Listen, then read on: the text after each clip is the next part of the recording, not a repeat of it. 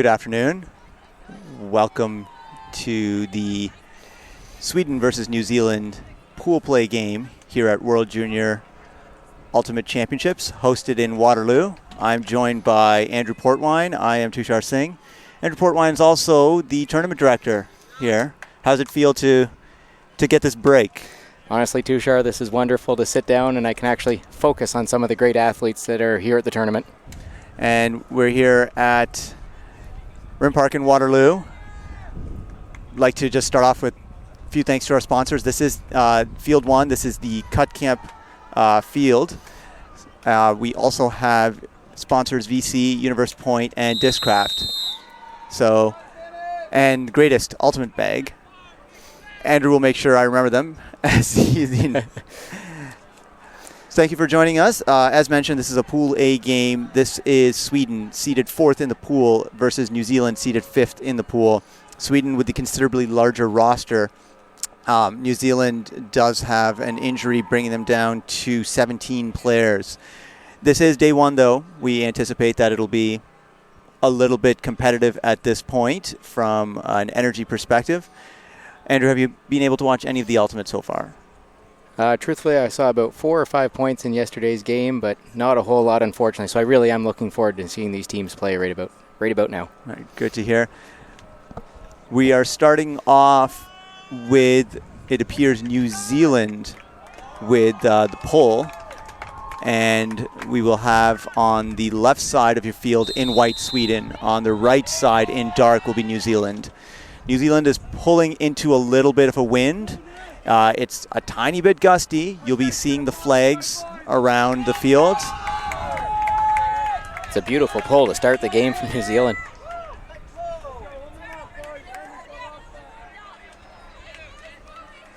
Vertical stack has been set up. A little bit of contact there with the mark. Excellent hands to reel that in. Renstorm with the disc, looking for a dump. Got wide open deep to Eriksson. Oh, sorry, that's number 5 to Hermansson. Oh, beautiful break to the midfield. A lot of contact from New Zealand here on the mark.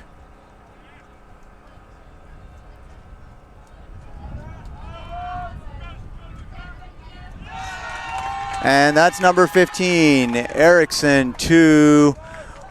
We'll get you the number quite soon. Yeah, didn't quite see who that was. There's a little bit of a contrast issue with Sweden's yellow numbers on white jerseys. It's going to be a bit difficult for us to pick up on this game. Both of us up here in the booth are a little bit older as well. We might not have the contrast ratio. So, Andrew, they had a vert stack there. Did you see any sort of defensive issues, offense issues on that one? You noted a lot of the contact on the mark. That surprised me a little bit. It was quite heavy contact, actually, and again, being from North America, we're a little more accustomed to that.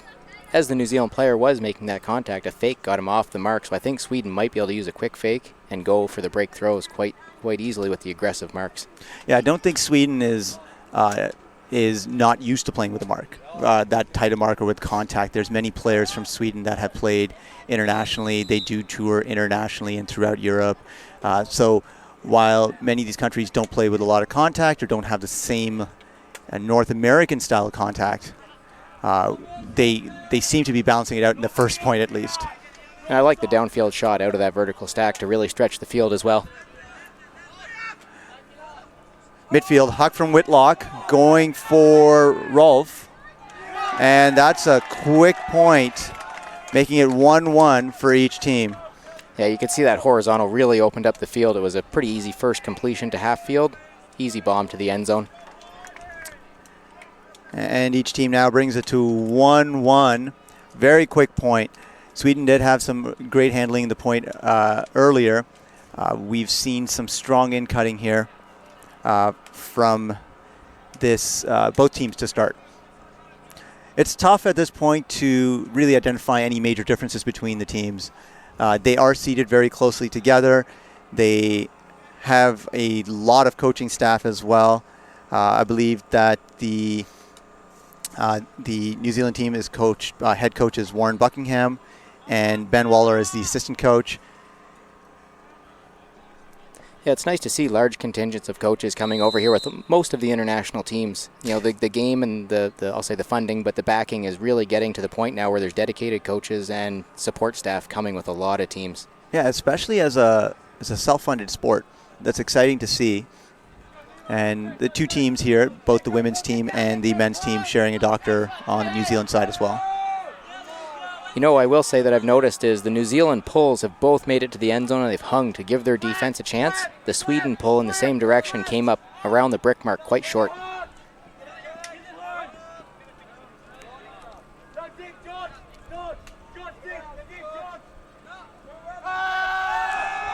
Quick huck. This one's going to hang. That was number 15 again. I believe we've already identified Eriksson. Some big plays. Again with the point. Eriksson to Hermansson for the point.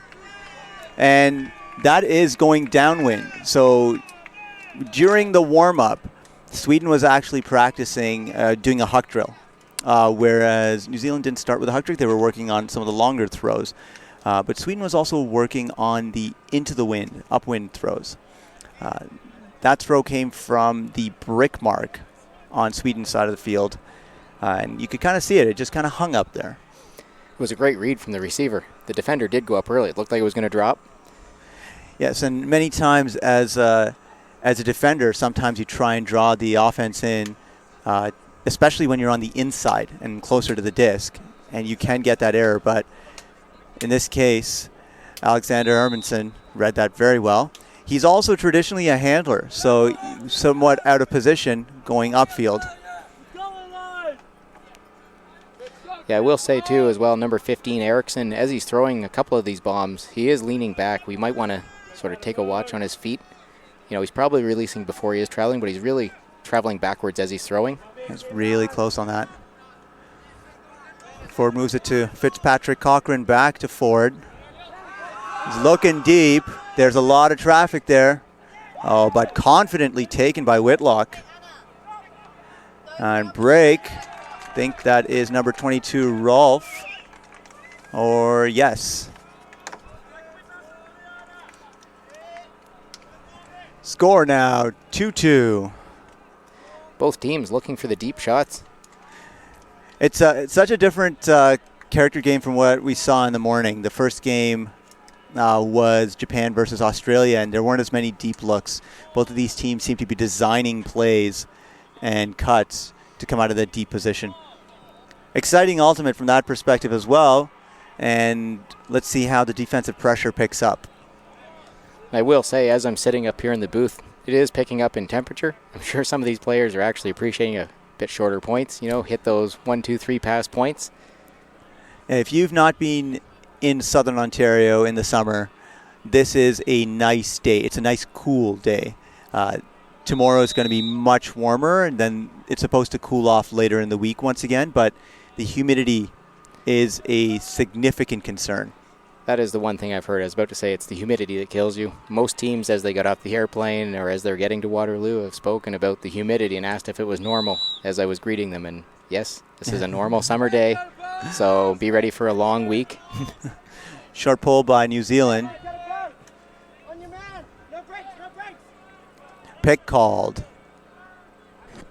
Excellent use of the hand signals to help us up here. I've noticed that as well, is that there's been this big push from an education perspective on the WIFDF side and the national organizations to really practice those signals. We saw that in World Club Championships early this year, Masters as well to some degree, but I think it's more difficult to educate Masters. I'd like to think my team did a pretty good job at learning those signals. Good adjustment on the cut there by Christensen. And it's back to Hermansson, I believe. It was good looking deep. Excellent read from the offensive player in Sweden. Oh, Wallen with the disc. That was a beautiful read. As soon as that went up, he peeled right to that corner of the end zone, knowing it was going there. That's great adjustment. There seems to be quite a bit of chemistry on the Swedish team. There's many players on the New Zealand side as well. As you can see these pockets where they're working together. But the Swedish team seems to have a few key players that they're going to that everyone is keying off of. Sweden now up 3-2. Where I think we're going to see some common names keep coming up throughout this game. So for both of these teams, it's an important matchup. Sweden and New Zealand in Pool A, along with the United States of America, Great Britain, Japan, then Sweden, then New Zealand, then Finland, Australia, Hong Kong, and the Dominican Republic. So it's going to be quite a bit of pool play here over the next few days. How's it been having this many teams here? It's been quite nice. 31 teams is a great number for this venue. It's a good size. I feel like there's lots of space and amenities for this amount of teams. It's been so nice to see the international teams really enjoying Waterloo and enjoying the venue. A little bit of a zone look now from Sweden. A hammer over the top, confidently taken. And I think that's, once again, number 22, Rolf catching it in the end zone. So definitely looking for certain players with Team New Zealand, and Sweden unable to shut those players down so far. And that was a great choice on that hammer. Wide open on the break side of the end zone. Just dump it in there anywhere. Make sure it's in the end zone. Get the point. Excellent hands on the receiver as well. You could see his eyes light up when that went up in the air. And you just got to give it and put it to space. A lot of the times when you're going upwind, sometimes you do it, which might not be the best decision, but downwind, that has definitely worked out, and that was a strong hammer. We're also seeing very light wind conditions for what is typically found here in the region. Do you remember your first tournament here, Canadian University Championships? What was that, 2012? 2011. 2011. Yes. I believe it was about 1 degree Celsius, 50 kilometer an hour winds with some ice pellets. I remember standing out in the tent. Thank you for getting me a tent while we did one of our first live streams on I Am Ultimate. Big hanging pole this time. New Zealand fast to the mark there. And there's Hermansen. Little stumble in midfield. Backhand force. Again, it's going to come, and a big put. It's a little bit shorter. Very short dump.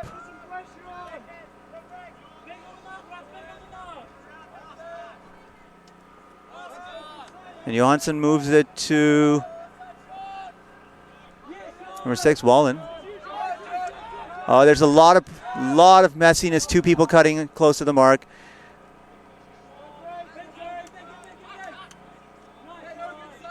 It's vertical stack in the end zone.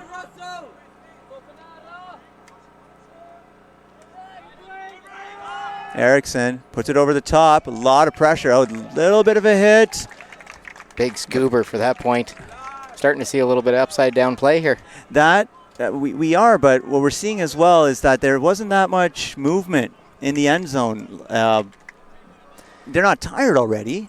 No, and truthfully, Sweden had not much movement initially, got one big pass, and again, not much movement. It was really only 2 passes that broke that open for the full field gain, really. Yeah, it seems like we might have a little bit of defensive pressure coming from New Zealand that is actually shutting down plays. We're going to have to watch that more closely. And New Zealand was taking away the unders. The big pass that did get up to about half field, it was another misread on a deep disc from the New Zealand player. That's to this game. The offense actually came back and maybe did fake out the defender, thinking he had to go up earlier. Good move from the offensive player, but New Zealand certainly looks better on the unders and not so good on the deep defense right now. Yeah, and Hermansen definitely not part of that play that point that time around. So,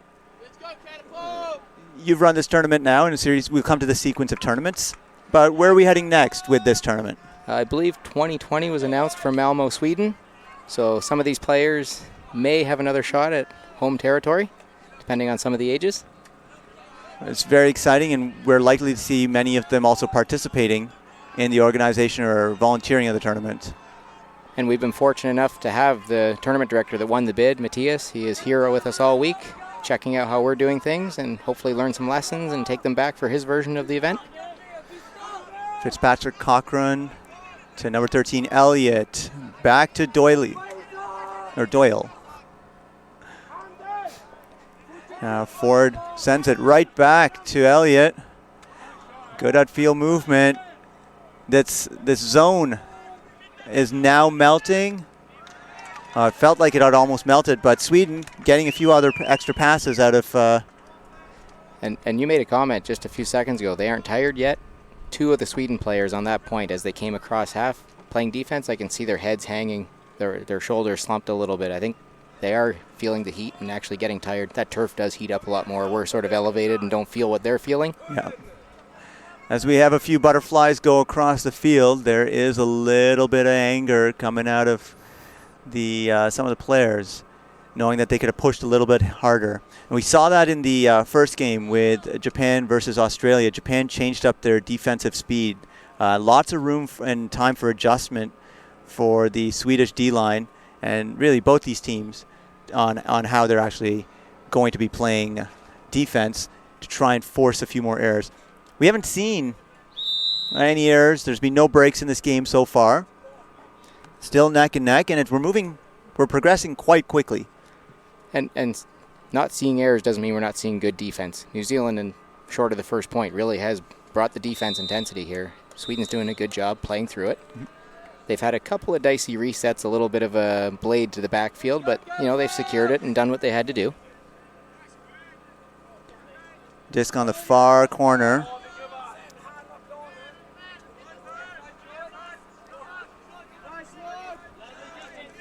Rainstorm made a big loopy cut. Now he collects it after having to stop short.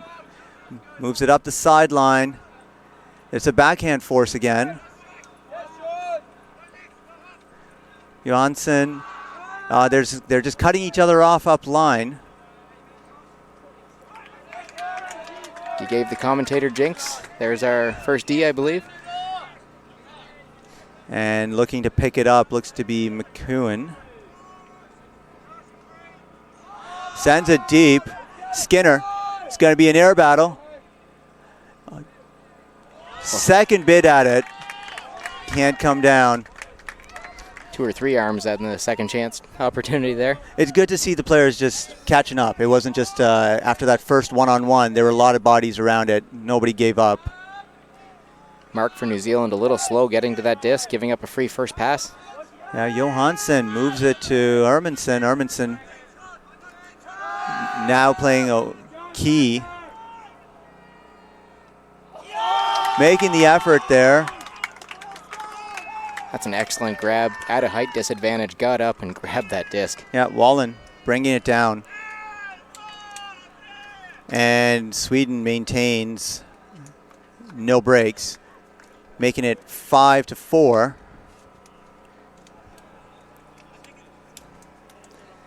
I'd be remiss if I didn't point out one thing for the New Zealand team. We do have a young man that had an injury last week in a scrimmage before getting here, so he's not able to play during his game. But in case his family is watching, it's Luke Raby. He's down supporting his teammate. He's sidelining as best he can in a wheelchair here, but he is still being a part of the team and really getting a bit of a world's experience still out of this. So you'll see him in the bottom right corner of your screen right now, chatting with the Swedish player, number 0. And he's been present at the sideline for all their games so far, as well as when they were supporting the women's team. Yeah, he broke his foot, I believe, in an exhibition match in Toronto a few days before the event started. So I'm glad to see that he's doing his best to stay involved for this World's event. Don't like to hear of someone missing out on a World's event for a, unfortunate injury. I think he'll be back. He plays for Rocket. It's a New Zealand club team, and he plays for Lightning, which is his school team. So if you're already playing for your club team, you're probably going to be moving it back after that. Little bit of pressure there. Fitzpatrick Cochran moves it wide to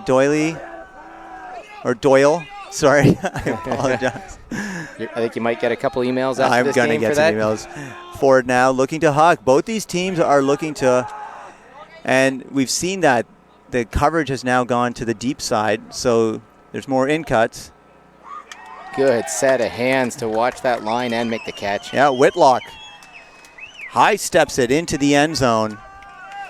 Keeps the game at 5s. You could see New Zealand, once they broke half field, it was fast play. The disc wasn't staying in anyone's hands for more than 1 to 2 seconds. And we've seen the defensive adjustment here as well. Sweden covering the deeps. They've pump faked the deep, but they haven't had the option. So New Zealand, of course, is recognized and taking the unders very quickly, which is smart on their side as well. So it can be tough from a defensive position not to see that progress, but having the offense change how they're playing is a success in its own. You're causing them to cut differently. That is important. And I really hope these players will recognize that. You might also notice a few folks in green shirts walking around or maybe on the sideline. They won't be too obvious. You might hear a whistle from time to time. Those are the game advisors keeping count and helping the teams out where needed when they have questions. Our 2 game advisors are Jonathan Nelson from Waterloo and Kate Montforty. So out here working the showcase field today.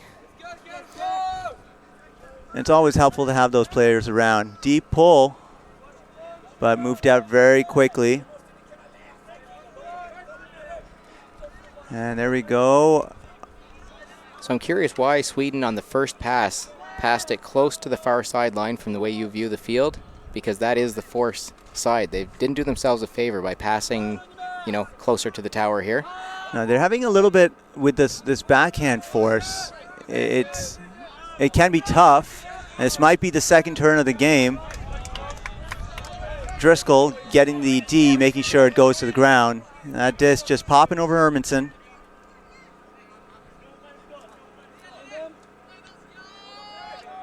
McEwen looking up line. Great move by Orrin. Pressure. And that throw perhaps rushed a little bit. The sideline is a little bit too tight to the sideline, I think, in this particular case. Not enough room.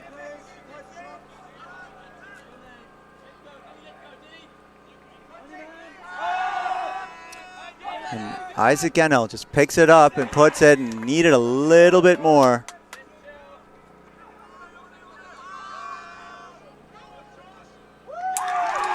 Both of these teams, it's like a track meet. They're looking for those deep strikes.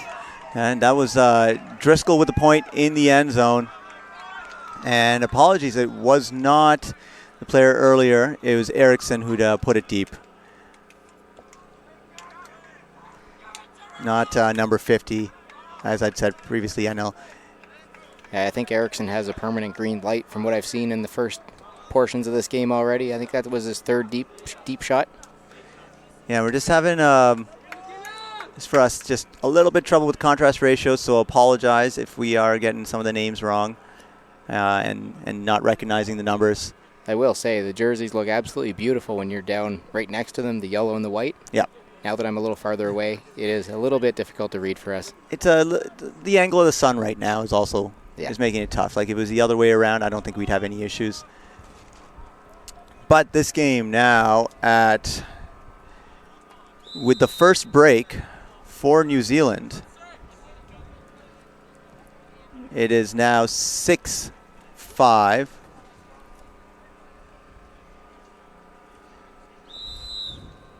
It's been an entertaining game. Not a lot of errors, pretty clean play. We've seen some deeps. We've seen some good underplay. It's a good mixture of play from both teams. And that O-line for Sweden going back up pretty quickly, but their stack is not set up all that quickly. It's a little bit messy in the middle. I think they're letting their handlers develop. Their stack was also set only about 3 to 4 yards away from the handlers by the time they got settled and were looking for the stack. That's a big signal to the defense that you're intending to allow the handlers just to play with it. Hermanson with a great backhand, just very smooth. Lynn trying to move it offline, gets it to Eriksson. In this case, it's Elias Eriksson. Sends one deep. This is going to be a battle. It's a little bit unders. And what we have to be careful with is that wind. So Rowan Burns with the D. Intended receiver was Andreas Eck. Yeah, I think Eck maybe zigged when the thrower thought he was going to zag. He didn't peel over to this sideline where it was intended to go. New Zealand, Nicholas Whitlock calling a timeout.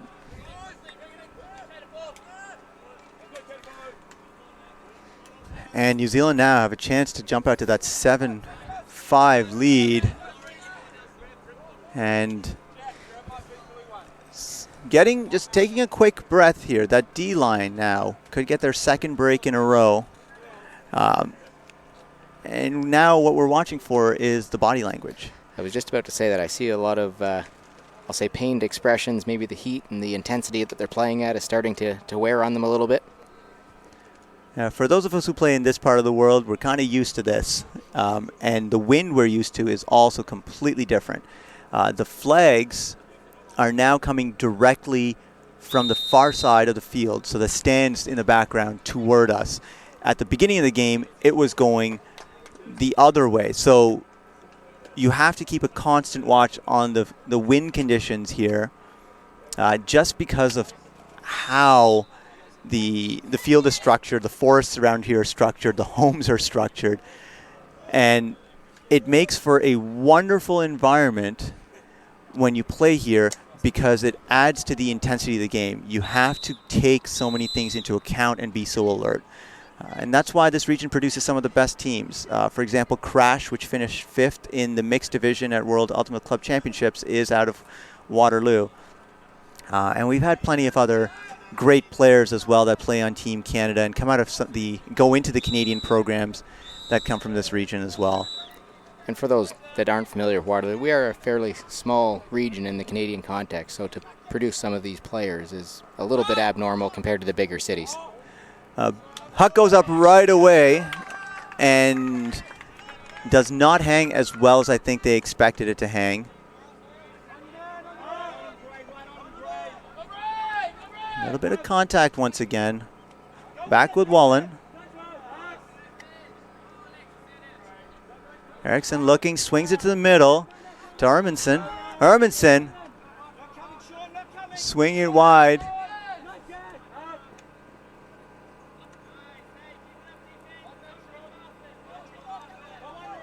Floaty, but well collected by Erickson. Sent deep. Lots of folks underneath it. And the D by number 8, Nicholas Whitlock. Sweden struggling a little bit more. Yeah, a lot of air under that throw. And I can't really fault him. The wind shifted once again in that one.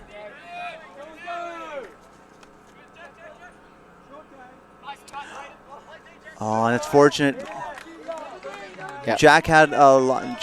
That was number 66, Jack Doherty Eagles. Had a lot of people calling his name in the middle of the field. Yeah, I think he was looking to take yards on that little swing pass rather than straight across swing. Yeah, and I can't really fault him for that. No, there was lots of acreage. You're always looking for that space. Yep. Strong cut under by Wallen. Yeah, he's starting to really impose himself on this game. Erickson sends it back to Andreas Eck. Manfred Lind. Oh, bit of a layout there on Hermanson's low throw. Palm. Back to Hermanson. Stack's not really moving downfield. We're seeing a lot of this two cutters upfield going to one spot.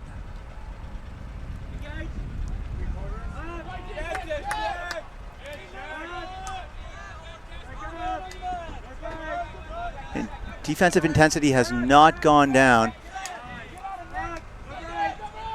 Now Erickson. We do have two Ericksons out there, just so you know. We have. I think that's Palm. It looks like they've hand drawn in some of the, closed in the 15 to make it an 18. Oh, I see. Yeah. I apologize for that. I think there might have been 2 15 shirts ordered, so they've ad-libbed a 18. Knocking outside the end zone now. Great recovery there by Palm.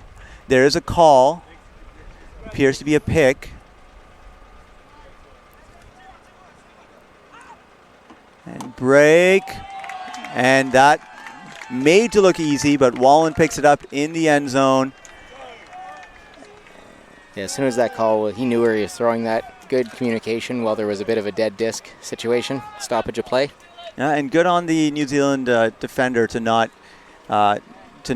go around and or to send it back. That layout essentially emphasized that, yes, this was not touchable by either.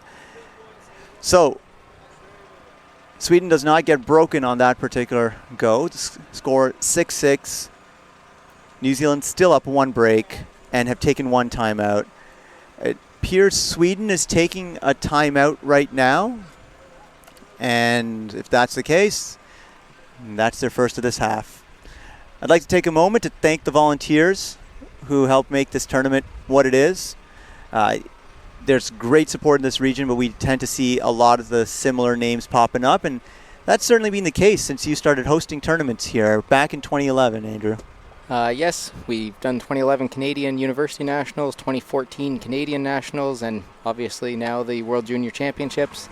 Great support here. Again, we have about a core group of 50 to 60 volunteers that come out and really lend their support to these events for day of, and the same 8 to 10 have really been my backbone organizing crew for all of these events that I can go back to, and they're happy to join. So really good, strong support here in the region. Yeah, and it's important to emphasize this region is not large. We have probably 250,000 residents here full time. Big university towns. We have 50,000 plus university students here between the two universities, and then also when you add in the colleges, we're mostly students, but I think that's also fundamentally helped support the system, especially from when the local leagues were founded way back when was that, 2003? I don't even remember anymore. 2002, I believe. Yes, I should remember. But you were the founder, were you not? Or one of? One of. But we've seen this grow, and it is amazing to welcome the world here. And that's the hard work that you've put in and your team has put in, and the supporters. And I must admit, coming here a couple of days ago to tour the venue and seeing the flags up, it really hit me. This is now an event. We're bringing the world here. So kudos to the volunteers and the organizers. They've done a great job for me. Not deep in the end zone, but did have pressure. Good grab by Jack. But lots of options there. They've got good composure. They're resetting quickly as well. Team New Zealand, Elliott. There's a call, pick call there, and it's going to go back. You know, we were talking about the defensive intensity staying high through this game. I think that's only our third call, so it's been a good, clean, intense game. Not a lot of sort of the stoppages and start and stop kind of play.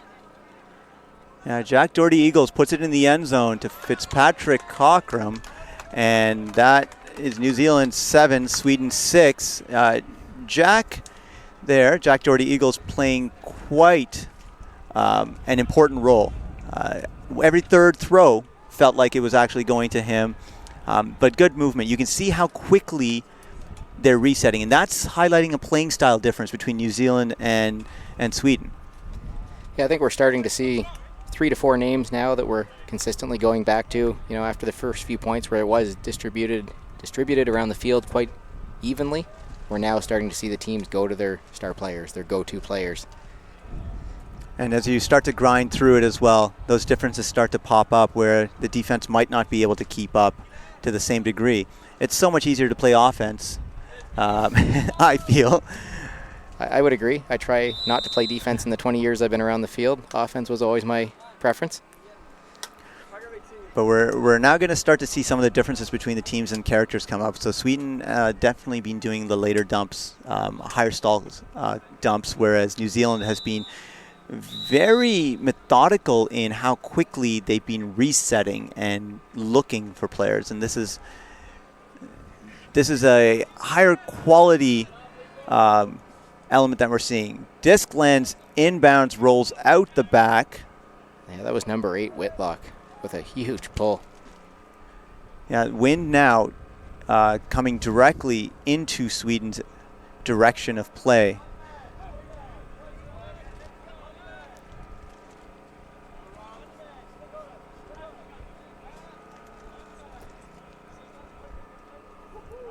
So that's Eck looking for a reset, and now they are on the far side with Lind. This is a tough position to move through here.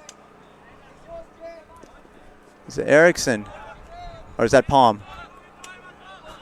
So there's Whalen with the disc. I expect him to be getting every second or third disc. He's really starting to impose his will on the cuts. Quite often undercuts, but... Yeah, Hermanson gets back, but he's now clogging that fourth side of the field. But they have moved it and gotten some space to operate after being near the sideline for quite some time. Hermanson to Palm. Palm pops it over the top. It's just out of reach. Could see what he was looking for there. We could, and I think it was just the eye was taken off the disc for a moment to see where he was going. That was when they disconnected. And number 24, Skinner, George Skinner, catches it in the end zone. That is 8 and takes it to half. As soon as that swing pass came out to the open lane, Skinner had his hand up calling for that disc in the end zone. And New Zealand with their second break. And we'll have the score updated for you as well. It is now 8-6 for New Zealand.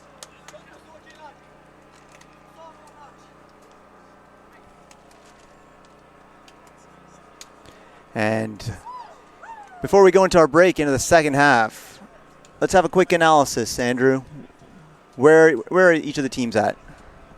Frankly, I love the defensive intensity from both teams. Clean play, which I always like to see, especially as a tournament director, but it's fantastic play.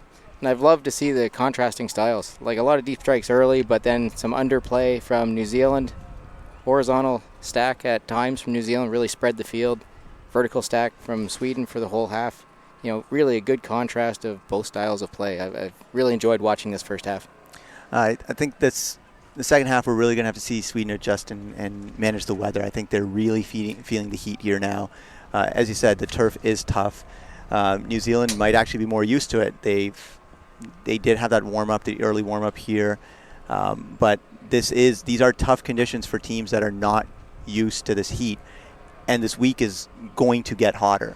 And just taking a quick look over, I can see 2 or 3 or 4 players with their hands on their knees, bent over in the shade tent as they're getting a little bit of respite from the sun.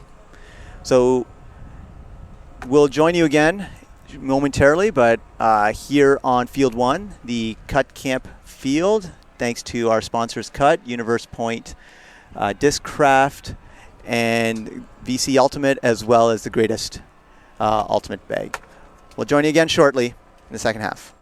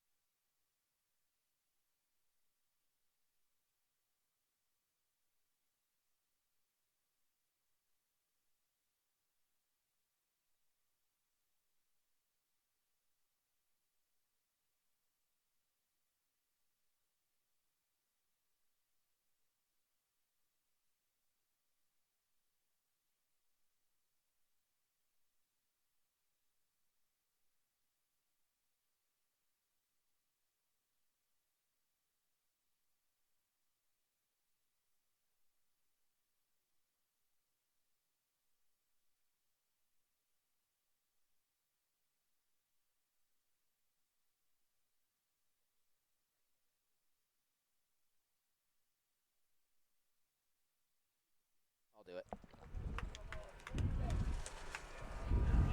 All right, and welcome back. We'll be starting the second half in just under a minute or so. The game advisors here are helping with the whistling and making sure everyone knows what the timing is. Now, the game advisors don't need to be. They're providing an opinion. They're not doing anything that is. What's the word I'm looking for here? Actively engaged in the game. Yes, or binding. Binding. I think yes, that's what you want. That's the word. The slightly more legal term. Slightly different than observers that we're used to in North America, who are a little more active throughout the process of the game and have a binding decision. In some cases, absolutely, right? Especially for ins and outs, and then with timing, offsides, things like that. And the game advisors are a good resource. At the juniors level especially, there is still so much learning left to do. And so this is where they can start to utilize the game advisors. And WIFTIF has been doing a lot with education and ensuring that players are passing certain rules knowledge minimums as well before they head into nationals. And education in general is just that important. And it's been a good push from WIFTIF. The more rules players understand, quicker discussions, less conflict on the field or need to even go to game advisors for an opinion. Absolutely. New Zealand in black receiving the second half. They are already up 2 breaks. They have a chance to make this a 9-6 game. Sweden coming out with a little bit more defensive intensity. Whitlock now looking up line, gets it to Elliott, sends it deep, and just out of reach for Rolf. And Sweden now with a chance in much the same position they were going into the second half, or at the end of the first half, into the wind. And now we're seeing a little bit stronger wind, which is more normal for this region. And the funny thing is, it's confusing me because the flag straight across the field looks like there's going into the wind as they're going to play with the disc. And the flags at the opposite end of the field from Sweden right now are going across the field. Yeah, and we're going to see this field has character. If you're going to be playing on this field, you need to come out and experience all parts of it. You essentially need to do some hucks or pull practice and see how the disc flies. But that's true for almost any stadium sort situation. And they're already handling it much better than the previous point right before half. Unfortunate by Svard. He was looking for Wallen. That was on me. That's the commentator, Jinx, for saying they were handling the wind quite well. Let's see if they can put some lockdown defense here at the front of the end zone. That's some good chemistry and connection. There was a blind just turn around and throw to the end zone knowing your teammate is going to be there. And he knew Rolf would be right there. Not much of any celebration there from the New Zealand side. Just a very quick, business-like, yes, we've scored the point, making it 9. And I think that's because they expected to score it. They were on offense. This is not a defensive break, which is where you typically have more of that cheering as well. And this game is a 4 or 5 seed in the pool, not overall seed, but we expect this to be close, so I'm expecting Sweden to put a few more on the board here, keep it going. And just looking at the overall schedule, they'll be finishing up pool play on Thursday, and then they will go straight into quarters. So it is important to finish top 4. So this game is important for both teams because if not, seated ahead of them would also be Japan, Great Britain, and the United States of America. This is a tough pool. Just going to say that is a top-heavy pool. And so if New Zealand is able to maintain this is a big win for them. Sweden will have a tall mountain. They have to either beat GB, Japan, or the United States of America. Deep pull from New Zealand. Hermansen in the middle. Higher stall count, but easy reset there to Eriksson. And then going to Elias Eriksson. Down the line to Wallen. Back to Hermansen. There's a lot of traffic that they're running through. The cuts are coming from deep, and once again, a double cutoff there Looking deep, looking deep. Sweden really having trouble getting off that far sideline. All the play is within about a yard. Really working the sideline. They're making some gains, but not coming off that sideline. There we go. This is the first real movement off. Looking deep. And that's it hung out there, which was great. Good put. High five between the two players. Yeah, I think there was some question on whether he was in with his foot. Good sportsmanship from the New Zealand player. And Engstrom with the catch. That's an important point for Sweden. They struggled along. I cannot say it any more plainly. That was a struggle there on the far side of the field. Very messy and lots of opportunities for picks. But we've been seeing that throughout the game. They have to figure out a way on how to clean that up and get back to the middle, because when they do, they are excellent. Yeah, you took the words right out of my mouth. As soon as they got to the middle of the field, it opened up the Huck game right away. And they have really good throws there and excellent movement as soon as they got it off that far sideline. That could be the key to them getting back into this game. That really was a must score. As we were setting up the pool just a few moments ago, this almost is a must win game for Sweden unless they really want to have to fight to knock off one of the big dogs. Yeah, the biggest teams that they're looking at Team Japan, where, as we saw, Australia did have that win, but the height difference wasn't that great. And I'm not seeing that the Swedish height will be that much of an advantage against the Japanese. And then Great Britain as well. We're going to start to see how their character develops throughout this, but that might be a vulnerable team. The United States of America is not one that anyone expects to be upset in pool play. No, clearly not. They have a very strong and deep roster here this year. I'm surprised here with New Zealand. They have a good height advantage. I would be interested to see New Zealand later in the week playing Japan and playing some of the stronger teams in the pool.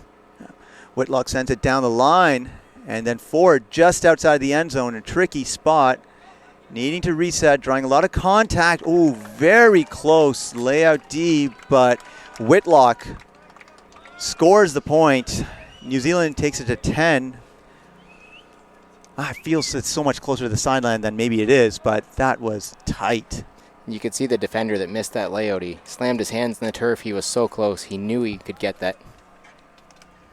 And he's still clapping his hands running down the field. He's, frustrated with himself, I guess, that he missed it. But that also points out to how close that was. That was not a clean New Zealand point, not like we've seen before. We're starting to see a little bit of that grind now, and let's see who can put up with these conditions as well. We say these conditions, these very normal and nice conditions for us, but... Well, I don't know about nice. I'm starting to get some sun on one side of me in the booth here. I'm going to be baked on one arm. I can't imagine these players out on the warm turf putting in this effort that they're putting in on the defensive side specifically that we're seeing. Like, that has got to be taking a toll on the feet a lot with this hot turf. Yeah, I had a couple games at Canadian Nationals earlier this week on turf, and halfway through the first point, my feet felt like something was burning on the bottom of them. Like, not in the shoe, but at the bottom of the shoe, something must have been burning. And we should point out that is in this general vicinity, same temperature conditions. Eriksson looking deep to Hermansen, sends it. Hermansen had done that initial big strike. That was set up with such a long cut. You could see that downfield strike coming from so far away. Still worked. Well done. Still with Eriksson. We're back to Eriksson now. From the back of the stack. Just waiting for that cut. From our view, you could see he was wide open. He was just itching to make that cut.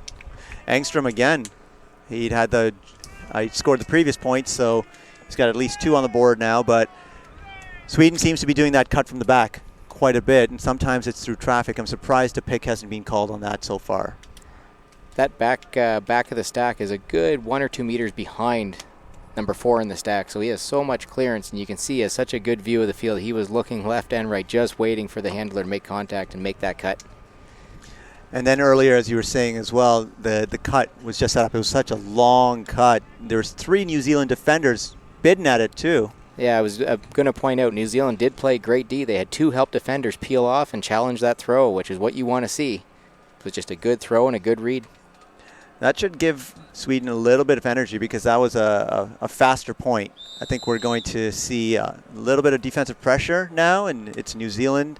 If they can keep the momentum going, it's all on them. Yeah, and a few points ago, you thought Sweden might be starting to hang their heads. The game might have been getting away. Not so. They're fighting. They're putting points on the board, fairly quick points. Starting to see them smile a lot more. That pull is going out, signal for the brick mark. You'll see it as a blue mark on your field. Coming up soon. Looks to be number 13, Aiden Elliott. Currently studying at the University of Auckland in his first year. Also plays on Rocket, a New Zealand club team. You can just hear down in front of us the Swedish coach came running down the field, getting his sideline engaged, making sure the players don't lose sight of this game is winnable. Doyle. There's a zone here. And we might see it float. And there it is, that over the top. You got to be so careful with that. And they were. Ford puts it back to Elliott. Back to Doyle. Doyle moves it to Burns. Lots of room now, and the deep defender split them. He's just got to stay in bounds, and Whitlock with the point. Yeah, we've been calling Whitlock a lot today. That'll probably be the easiest catch he has. The zone, I like the zone idea. I actually like them throwing that look, change it up with some of these wind conditions. But once it got punched through, that is probably going to be the easiest catch that he has this tournament for a goal. Agreed. We saw some of the higher stall counts on New Zealand than we've seen throughout this game. So it's a good look. Sweden takes a timeout. And the other thing to note, even with that zone, when it went over the top, the disc hung and hung on the swing pass over to the handler. It's a chance to be defended.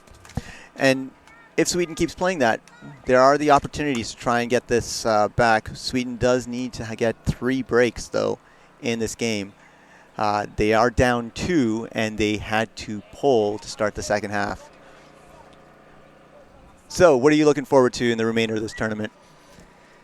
I'm looking forward to actually watching some games now. The initial opening ceremony and the rush is done. I'm quite enjoying this right now. This is a great game from a viewer perspective. I'm really enjoying it. And I want to just go out and meet some of these countries that have made the trek here to Waterloo, to Canada. They've traveled from far and wide. We have a great variety of countries. So I'm really looking forward to just getting out and meeting some of these teams a little more than just seeing them play. And if you come into the facility, you'll notice that the flags are all up at the, is this the south end or the east end, I guess, of the main pitch, and in alphabetical order, starting from Australia, going all the way to the USFA. It's exciting, and I really hope that maybe you'll be able to get another one of these tournaments here in a little bit, if you're still up for it. I've been told by my wife this is probably my last large tournament to organize, but if someone else is doing it, I would be happy to help to bring another international to Waterloo. I'm quite content to have Waterloo be a hub for Ultimate in North America. And it seems to be very much a family affair from that side as well, as you're organizing this. How long have you spent organizing this tournament? It's been 2 years since the bid was awarded, almost 2 years to the day, actually, since the bid was awarded, and I do have a day job, but I think it's maybe 4 to 5 hours every night after work at my desk, and weekends for the most part, so my life has been consumed, I'll say, by Ultimate and this particular tournament for 2 years. Yeah, and not including the other volunteers as well, like the live stream volunteer, Naomi, who or the director of live stream, she's been working on this for a year. Yes, and playing her high-level competitive club career. She was in Cincinnati playing at the highest level, so clearly dedicated staff. And skipping a tournament as well this weekend in order to be here. So back to Eriksson in the middle. That was a deep pull by New Zealand. They're looking to set up that deep strike. Hermanson going deep. And then jogging it back in a little bit, and there you see him popped out. And they're going to have the discussion on the field very quick, and it's called down. The right call in the end, and good from the Swedish player not to continue that discussion too far. And I think that's what we want to see. We want to see the discussion happen and them to come to a resolution. Hammer over the top, and McEwen sends it to number 66, Doherty Eagle. So that's Jack again, and New Zealand with their third break of the game, and now within 3 points of claiming victory and a very important matchup. Yeah, now you can see some of the Swedish heads are starting to hang. I think maybe they're getting a feel for what's happening in this game. I'd love to see them continue to fight. I'd love to see a few more points on the board from them. I hope they don't let their heads hang too long. There also needs to be considered like the national characters, and you definitely see it in the Northern European countries and the Scandinavian countries. They're maybe not as high-fivey as we are here, or touchy-feely, and possibly even in New Zealand. We're going to see, well, Finland's in their pool, and Finnish people are notorious for being very kind, but also very quiet. So while we might not see them exuberant in their natures, we definitely see the energy. Coming up on this field next, do you know what's coming up here next, Andrew? I do not. I see the Netherlands ladies walking over to take a bench, so I'm assuming they're going to prep with some warm-up for the next game. I'm supposed to be doing the next game, potentially, so I should definitely find out what's going on. No matter here. what it is, it's going to be a good matchup. That I can tell you. Absolutely. Big hanging pole. Seems to be staying inbounds. On the far side of the field. Backhand force once again. And they're just moving it into an easy spot as well. Eriksson swings it back to the middle to the other Eriksson. It's that Palm, I believe. That is Palm, yes. Gets it back to the middle to Rainstorm. Back to Palm, back up line there. Got some good space and cutter movement.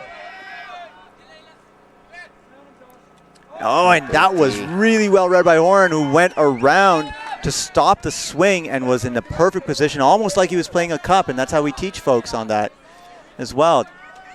That was a great read. You could hear the impact on the disc from up here. That was a important play for New Zealand. Oh, and a big call. Way to hold back from Bencher Lynch. Floating out, and New Zealand with another break, and Sider with a catch in the end zone. New Zealand, the last 3 or 4 points, has really started to pull it together. They're looking really solid. They've mixed up the lines a little bit more as well. We're seeing a few more names and touches from people that we didn't see previously, but you've got to remember, that was a D-line. So great to see that involvement and work there. New Zealand now up 4 breaks. Hope you're enjoying the live stream at home. It is supported by our sponsors here, and I think this stream is also supported by, what's it called? Minute School. Minute School. Minute School, very good company. They've been generous to help out here with the stream. Yes, I should, for conflicts of interest, Minute School is my company, or I'm the CEO there. And we're happy to support this. We're an education company, so we consider this an opportunity for people to learn, and just so excited to see this many students, people going to higher education, which is where we're focused here, being active and playing and improving and becoming leaders, so that when they return to their homes, they can then continue to improve their ultimate communities. And we want to continue to do that. Eriksson.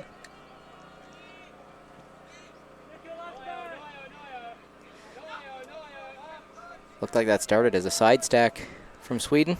We didn't see that strong movement to the middle there either. Been seeing a lot of backhand force as well. Back to Eriksson. Oh, and he comes across on that side.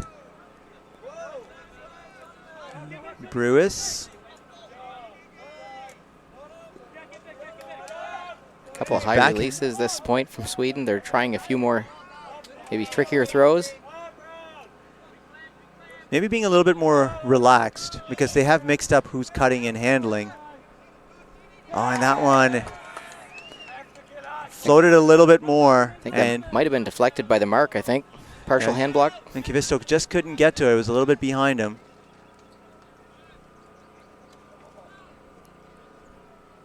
That's number 8, Whitlock. Yeah, Whitlock always looks so calm. Never any sense of urgency, no matter where he is on the field. It's just confident throw to McEwen. And New Zealand just rolling. They are now at 14. They are on game point if they can break. Sweden, though, they need to keep playing hard because they need to take the lessons from this game. From what I've seen so far this tournament, the other teams in the pool they can be very competitive with, and who are more highly ranked than them, they can be very competitive with. Now, that has been one game each that I've seen, but the top 4 is still wide open. Actually, I will say not the top spot, because the U.S. probably has that locked up unless there's some major errors that they make. But the next 3 spots are still open. And what I like from Sweden, first 3 quarters of this game, it was a vertical, middle of the field, standard play that they've probably practiced. As the game's gotten just a little out of hand here in the last few minutes, they've gone to a side stack. They've swapped up who's handling, who's cutting. They're trying some different things to maybe find something that'll work in a future game. They're looking to try and refine some other aspects. And some of the lessons I've learned from other teams, for example, at Worlds, is I'll have conversations with coaches, and as you would, like, you want to interact in these environments. When you're there with one team, with Canada or any other country, you still want to go and learn from others and also share some of your experiences. Is how teams should treat a tournament, each game as a tournament in a tournament like this, to learn and adjust continuously. Great backhand break. There are strikes, but some good separation downfield. I'm surprised they didn't pull the trigger on that one. That is Johansson. And we've got Eck. Keeps it in confidently. Eriksson, that's Palm, but there's a pick called, and so it'll come back. And just a little bit of a sideline. A little help from the sideline on what was happening. Yeah, just telling them to make sure that they set their feet up correctly. Palm with the disc. Lots of opportunities for dumps as well. Take the room if you have it, is what we say, but really denying the dump pass on the mark, forcing him to go up that line. Yeah, Svard moves it back to the middle to Palm. Back Svard. And a little bit of an air bounce and a huge grab. And there is no lack of athleticism on either of these teams. Palm there, making sure that it landed in. That's a good layout grab. And New Zealand with a lot of good defensive pressure there. Like, having to jam it up the line continuously is tough. Tough work. Having said that, the mark was rotating back, really denying that dump. It does make the upline a little bit easier if you can get some separation on the cut that is going upline. You don't have that contested throw. It's still hard to make that cut. I'm not saying it's easy, but the mark was giving a little bit more space and affording that throw. Yeah, so very smart play there from New Zealand on defense, and this is an opportunity for them as well to smooth things out, so to speak, and get ready as they progress into the other rounds. It's not by any means an easy matchup for anyone. Finland is there as part of the mix as well to go into the top 4. We've got, as we mentioned previously, other teams in the same pool. We've got Australia as well, who just had that upset over Japan. So this pool is wide open, and that's very exciting. If you get a chance to actually be here, then this tournament is going to be incredibly exciting. And there's something to be said with teams of this age group. The seeding can only go so far to telling you who really has the strong team, because there is turnover. These kids play 1, maybe 2 under 20s, and then they graduate to U24s. So, it doesn't always go by seeding and world rankings because of the turnover in the players and in the system. Hamish Ford on the break mark. Oh, and the pressure there. That's what they need to get fired up. And that was important. Yeah, you can see some emotion on the field from the player that got the D. You can see the sideline just ran up to help their offense. Hermansen with the disc. And still not seeing too many options there, but You know, when you have a mark the size of Whitlock with those feet going out for foot blocks, that's pretty daunting. Yeah, Sweden puts it in the end zone. Good hands. That was right down by the turf. I think that's Eriksson with the point. And Sweden get a break. Yeah, a little bit of life left in them yet. And that was good to see the sideline fired up. That D really got them going on the field. 14-10 this game. That little bit of an uncharacteristic error. We expected that dump or that swing to be a little bit deeper backfield, and excellent defensive coverage to be there that tight.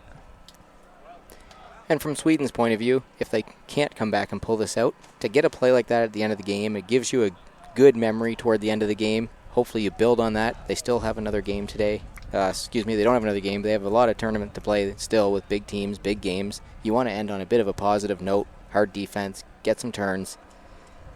And I think that's that time is going to be important. Just notice that that Lorenzo Palm was icing his wrist after that hard catch in the previous point in the end zone. Where so we want that recovery for that player because he's been instrumental in this game for anything that Sweden's been doing. It's been every other pass on the O-line going in that direction.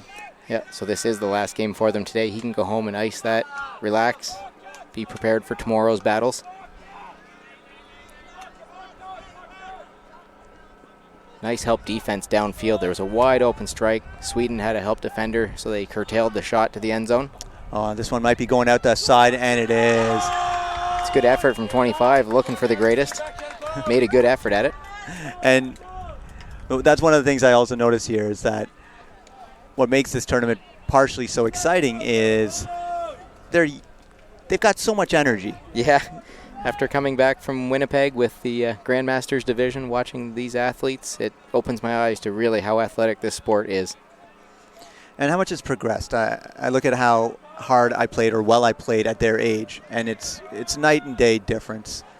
Again, going back to my earlier point with teams having coaching and support staff and better help to develop, just the game has benefited from that overall in the last 20 years. Sweden as well has a pretty strong indoor season, as do many. There might be a call on that one. And so Hermansen having a chat there with Elliott. And Hermansen will maintain possession.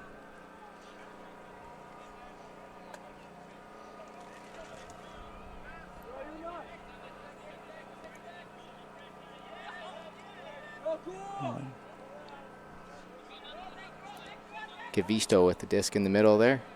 Just the number is a little faded, but I think that might be the first time we've called him tonight. He's been out a couple of times though. He's been playing hard. Tied to the end zone now. We've got an isolation play, and that makes it. Oh, there's a call. There's a foul call. The potential I could see there is that they felt that there was a push off, and I think so. That's an open side throw. That open. Well, we'll see how they decide to resolve the discussion, and they're sending it back, and I think there was general agreement that might have happened. Right now we see Doyle with the disc. Look where the defender is setting up where the foul was just called. He's still on the inside and leaving the open side open again for the goal. Having a chance to set up from the dead disc, the defender should have swung around to the opposite side of the offensive player. And that's Whitlock scoring, and I agree there. That could have been a move. The danger there, though, is that IO throw or the break, and this can come through improvement. And perhaps they were expecting that they could get a layout. Throw on that side does need to be really good with the wind as well and the conditions. That said, we now finish up this game. New Zealand 15-10. That's the number 5 seed in this pool over the number 4 Sweden. And New Zealand with 5 breaks in the game, Sweden with 1. Relatively low timeout usage as well. What does Sweden need to do going into the next few games? What I'd like to see them do is actually just not hang their heads a little bit. They got down 1 or 2 or 3 in the mid part of the game and hung their heads a little bit, and then they got some energy at the end of the game and made a little bit of a run as they started to play some D, get some energy back in, and the sideline was engaged, and they made a run toward the end of this game again. If they can stay actively engaged in the game, I think through the whole duration of the game, I think that's one of their bigger issues, not the on-field stuff that I can see. And what about New Zealand? New Zealand keep doing what they're doing. I love that the offense with the horizontal stack really spreads the field. They have good cutters, and they actually have some really big bodies. So I'm interested to see them playing against Great Britain, USA, to see if they're going to utilize those big bodies into the end zone. Yeah, it's a very tall line and a very tall set of handlers as well who are in that position, which gives them a lot of advantage. So exciting to see what both of these teams will do in the remainder of the tournament. We'd like to thank our sponsors once again here on the Cut field number 1. So we'd like to thank Cut, Competitive Ultimate Training, VC Ultimate, Greatest Ultimate Bag, and Discraft. And don't forget Universe Point Cleats. Universe Point Cleats as well. That's why the tournament director is here, to make sure that I'm looking at all the signs. But thank you to all the sponsors in helping making this tournament possible, as well as all the volunteers. And we'll see you again very shortly. This is Tushar Singh and Andrew Portman signing off.